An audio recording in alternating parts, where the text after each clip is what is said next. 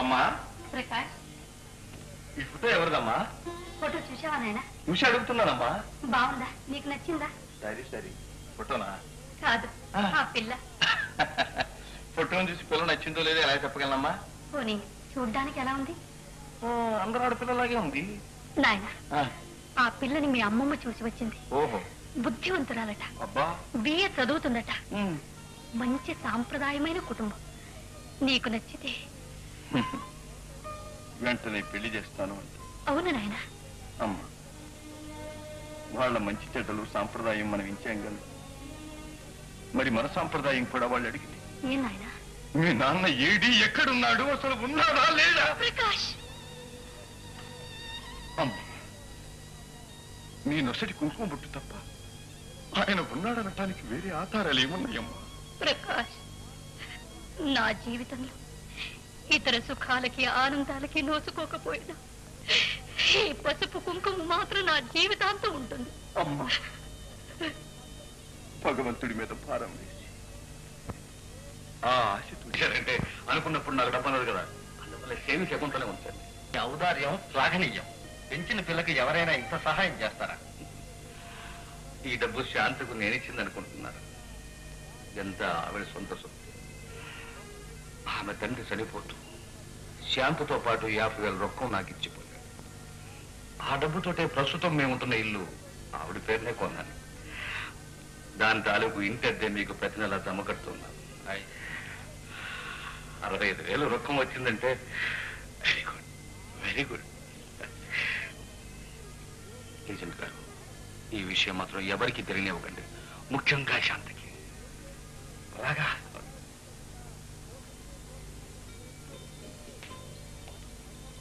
మాస్టారు, మాస్టారు. ఓ మీరా? నాన్నగారు లైబ్రరీకి వెళ్ళారు, వచ్చే వరకు ఉండమన్నారు. రండి కూర్చోండి. సరే గాని ఇవాళ ఇల్లింత నిశ్శబ్దంగా ఉంది. పిన్ని చిత్ర కొడైకెనాల్ వెళ్ళారు. ఓ, మరి మీరు వెళ్ళేది? నేను కూడా వెళ్తే మా నాన్నగారిని ఎవరు కనిపెట్టుకుని ఉంటారు? అవునవును. ఏమండి, వేసవ కాలంలో మీరు ఊటీ కొడైకెనాల్ వెళ్ళరా? నేనా? మీలాంటి బాధ్యతే నాకు ఉంది.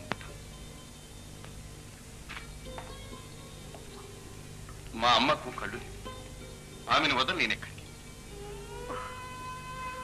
మరి మీ నాన్నగారు? నాన్నగారు ఉన్నారంటుంది అమ్మ. అదేమిటి? క్షమించండి, అంతకు మించి నన్నేవాడక. మీకు అభ్యంతరం లేకపోతే ఒక్కసారి మీ ఇంటికి వచ్చి మీ అమ్మగారిని చూడాలండి. ఓ అలాగా, తప్పకుండాను. ఎప్పుడు వస్తారేమిటి? మీరు ఎప్పుడు తీసుకెళ్తే అప్పుడు. మరి మీ ఇంటికి వస్తే మీ అమ్మగారు ఏమనుకోరు? మా అమ్మగారు కోపడతారు. ఇంత మంచి అమ్మాయిని ఇంతవరకు తీసుకురాలేదేమని చెవులు నులుముతారు. మీరు మంచి మాటకారే. ఐసి సర్టిఫికెట్ ఇవ్వండి. నాన్నగారు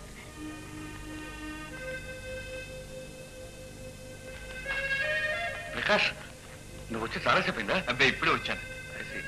ఇదిగో ఈ పుస్తకం నీకోసం లైబ్రరీని తీసుకొచ్చాను. Please go to it. Thank you sir.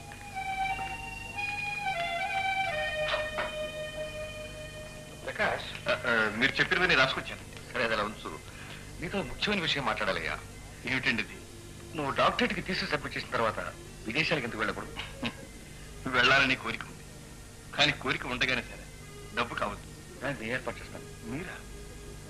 క్షమించండి, మీకున్న సంసార భారాలు బాధ్యతలు నాకు తెలుసు. ఈ శ్రమ కూడా దేనికని.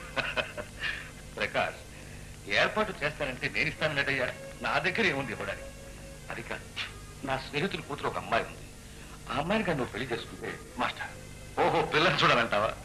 మంచి సాంప్రదాయం అనుకుంటాం, చక్కటిది, బాగా చదువుకుంది, పై ఆస్తి అంటావా? ఇంత ఇల్లు ఉంది, 6,000 రొక్కం కూడా ఉంది బ్యాంకులో. ఆ అమ్మాయిని నువ్వు చేసుకుంటే నీ జీవితం సుఖంగా ఉంటుందని నా నమ్మకం. మీ ఆప్యాయతకి నేను ఎంతో కృతజ్ఞత. కానీ నాకు జీవితంలో ఏవో పిచ్చి సిద్ధాంతాలు, నమ్మకాలు. విదేశాలకు వెళ్ళవలసి వస్తే స్వయంగా సంపాదించుకునే వెళ్ళాలి, కానీ ఇతరుల డబ్బు మీద మాత్రం వెళ్ళాలి. దానిదే ఉందిలే ప్రకాష్, వెళ్ళేది వ్యక్తిగతమైన విషయం. దాంట్లో ఎవరి నమ్మకాలు వాడుకుంటాయి. చూడు, ఆ పుస్తకంలో నీకు కావాల్సిన విషయాలు చాలా ఉన్నాయి. కొంచెం జాగ్రత్తగా చదువు. అలాగేనండి. సెలవు. ఏమండి, నాన్న చెప్పింది మీరెందుకు ఒప్పుకోలేదు? ఓహో, అయితే మీరు చాటు నుంచి అంతా వింటున్నారన్నమాట. శాంతి, జీవితంలో డబ్బే ప్రధానం కాదు. బలవంతంగా అమృతం తాగించిన అది చేదుగానే ఉంటుంది. నాన్న చెప్పింది మీ మేలు కోసమేగా? అవును, నాకు తెలుసు. మీ పెళ్లి విషయంలో మీకు వేరే అభిప్రాయాలున్నాయా? నా నోటి వెంట చెప్పించాలని చూస్తున్నావు. నేను చెప్పను. ఏ? అది వ్యక్తిగత విషయం. ఆత్మీయులకు తప్ప అన్యులకు చెప్పకూడదు. అయితే నేను మీకు పరాయిదాన్నా? లేకపోతే నన్ను మీరు అని ఎందుకు పిలుస్తావు? అయితే మిమ్మల్ని ప్రకాష్ బాబు. నాకు తెలియకుండానే మీ పేరు పెట్టి పిలిచేశాను. అదే ఆత్మీయతకు చిహ్నం. ఇప్పుడు తెలిసిందా మీ నాన్నగారు ఇచ్చిన సలహా నేను ఎందుకు పాటించలేదు?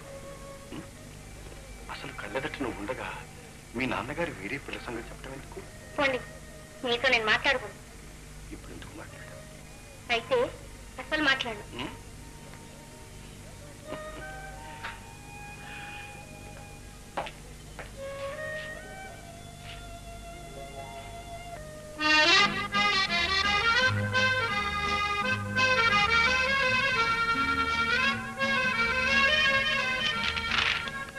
అమ్మా, కాఫీ.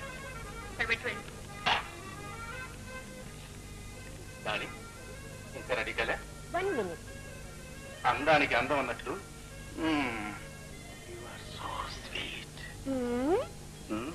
పోదామా?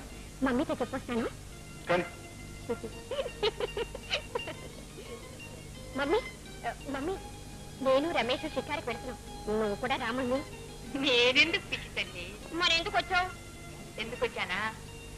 మీరిద్దరూ ఒకరినొకరు అర్థం చేసుకుని త్వరలో దంపతులైతే చూసి ఆనందిద్దామని. మీరిద్దరు వెళ్ళండి. ఆంటీ, అలా షికారు బయలుదేరదామా? నేను రావడం లేదు రమేష్, బయట ఒకే చలి. ఆఫ్టర్ ఇదొక సరే ఆంటీ. మీకు ఈ వయసులో అలాగే ఉంటుంది మరి.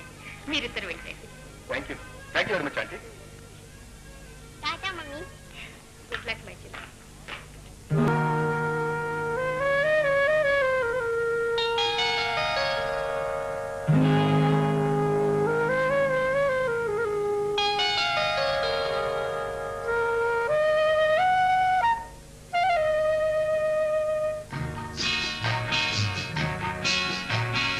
ఎంత సొగసుగా ఉన్నావు, ఎలా ఒదిగిపోతున్నావు, కాదనక అవుననక కౌగిలిలో దాగున్నావు.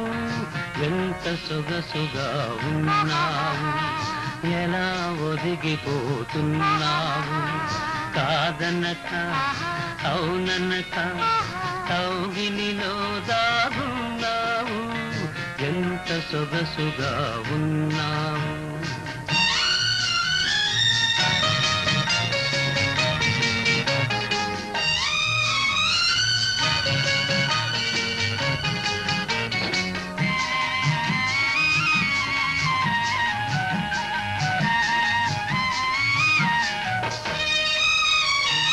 అంది అందని హంసల నడకలు ముందుకు రమ్మనెను, చింది చిందని చిరు చిరు నవ్వులు ఎందుకు పొమ్మనెను.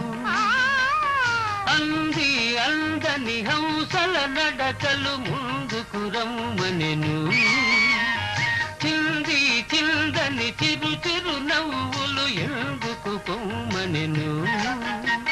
నీ తనువే తాకగనే నామది ఝుమ్మనెను. ఎంత సొగసుగా ఉన్నావు, ఎలా ఒదిగిపోతున్నావు, కాదనక అవుననక కౌగిలిలో దాగున్నావు. ఎంత సొగసుగా ఉన్నావు.